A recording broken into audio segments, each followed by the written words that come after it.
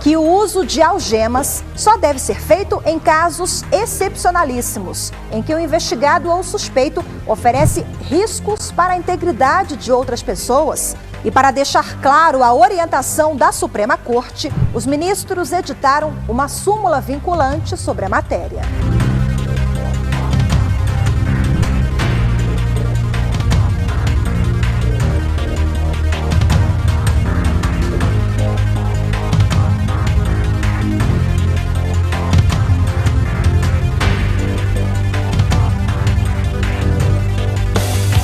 O uso de algemas no momento da prisão é um tema que sempre gera opiniões controvertidas. Eu não acho que deve ser utilizado em todos os casos. Nem todos os casos 100%, mas 90% eu acredito que sim.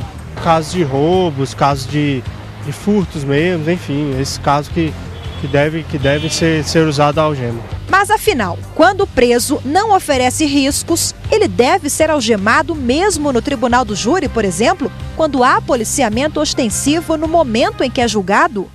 Nem todo mundo é culpado mesmo, é verdade. Tem que buscar primeiramente o acusado, né? Buscar ter provas também, né? Na minha opinião, tem que algemar na hora que estiver cometendo crime, sabe?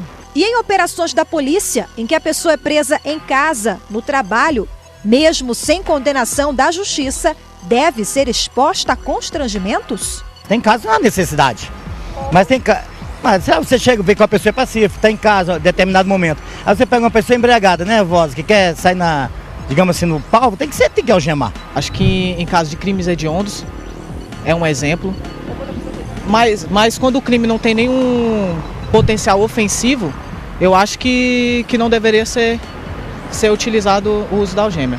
Para o Supremo, algumas ações da polícia revelam o despreparo e violações claras aos direitos humanos. É hora, presidente, de o Supremo emitir entendimento sobre a matéria, inibindo uma série de abusos notados na atual quadra, tornando clara até mesmo a concretude da lei reguladora do Instituto do Abuso de Autoridade, considerado processo de responsabilidade administrativa, civil e penal, para a qual os olhos, em geral, têm permanecido cerrados. Existem muitos abusos. Recentemente nós temos registros aí televisivos de aqueles que já são normais, que são das pessoas que são as mais pobres, sendo apresentadas como se fossem uma caça, como se fossem um troféu. O ministro Aires Brito fixou isso durante o julgamento, dizendo que as pessoas não podem ser degradadas na sua dignidade, sendo apresentadas dessa forma. O ministro Gilmar Mendes também trouxe essas colocações, mas isso continua acontecendo e basta que nós liguemos os noticiários para perceber isso. Especialistas acreditam que a decisão do Supremo pode ter sido motivada pelas operações da Polícia Federal, que nos anos de 2005 a 2008 prendeu políticos, advogados e ocupantes de altos cargos nos 3 poderes da República. A gente está se referindo a um contexto, olhando hoje, com os olhos de hoje para trás, em que o tribunal se viu compelido a dar uma resposta ou enviar algum tipo de mensagem com aquilo que se propagava como a utilização abusiva das algemas em prisões, operações de busca e apreensão, cumprimento de mandados de prisão e outras situações. Nós não podemos dizer, e sermos ingênuos, que situações como esta não provocam, sim, reações em diversos órgãos, inclusive na Suprema Corte. O julgamento no Supremo ocorreu um mês depois que foi deflagrada a Operação Satyagraha da Polícia Federal. Entre os presos por crimes financeiros estava o banqueiro Daniel Dantas. As cenas da operação chamaram a atenção da imprensa, mobilizaram a opinião pública e provocaram o debate sobre a real necessidade do uso de algemas nessas ações. Afronta a dignidade a utilização do uso de algemas numa operação, por exemplo, que venha coibir crimes contra a ordem tributária, como nós experimentamos naquele período.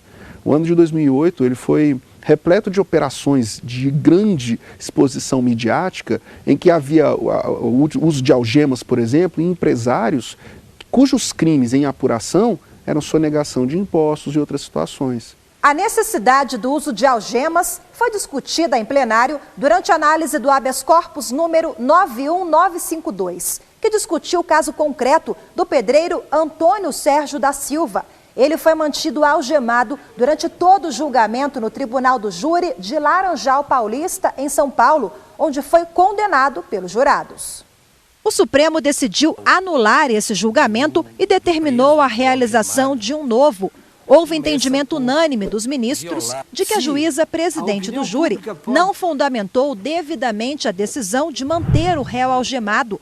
Para deixar claro o entendimento sobre o uso generalizado de algemas, o plenário editou a súmula vinculante número 11. Curiosamente, foi num julgamento que se referia à utilização do uso de algemas no tribunal do júri que o Supremo edita um enunciado de súmula vinculante que procura dar tratamento de modo integral à utilização das algemas no país. A súmula número 11 do Supremo diz que o acusado só pode ser algemado se resistir à prisão, se ameaçar ou agredir alguém e ainda se demonstrar a intenção de fugir. As algemas também podem ser usadas para garantir a integridade física do próprio preso. Se o policial achar necessário o uso das algemas em ações policiais, ele terá que justificar a sua opção por escrito.